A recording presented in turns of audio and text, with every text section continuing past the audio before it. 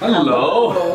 How are you? Nice to see you. Thank you. 8 people want to be Ottawa's next mayor, including the incumbent, Jim Watson.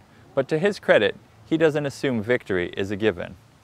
Watson has been running a tough campaign, recruiting hundreds of volunteers and spending hours door knocking in neighborhoods just like this. This is Watson's 5th municipal election. He's also run twice provincially. That's a lot of door knocking. But the 53-year-old says he likes it. Well, I find it's the best way to actually stay in touch with what's going on in different communities. You know, far too often we're at City Hall, we see a lot of the same people come down to City Hall. I like getting out and going into different neighborhoods and finding out what's on people's minds.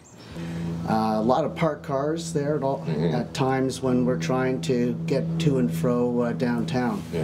And so that's one issue that I think is a local issue here. Yeah, there's also, I hear about speeding on Hemlock as well, because it's a pretty...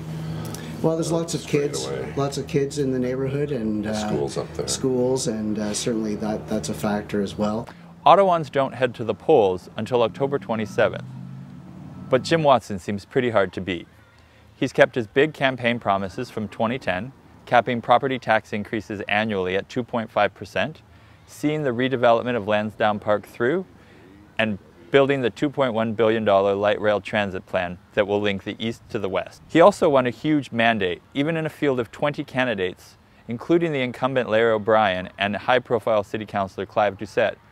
Watson won almost 50% of the vote. And he has presided over a peaceful, productive time at City Council, staying out of the headlines in a way that has eluded Toronto Mayor Rob Ford.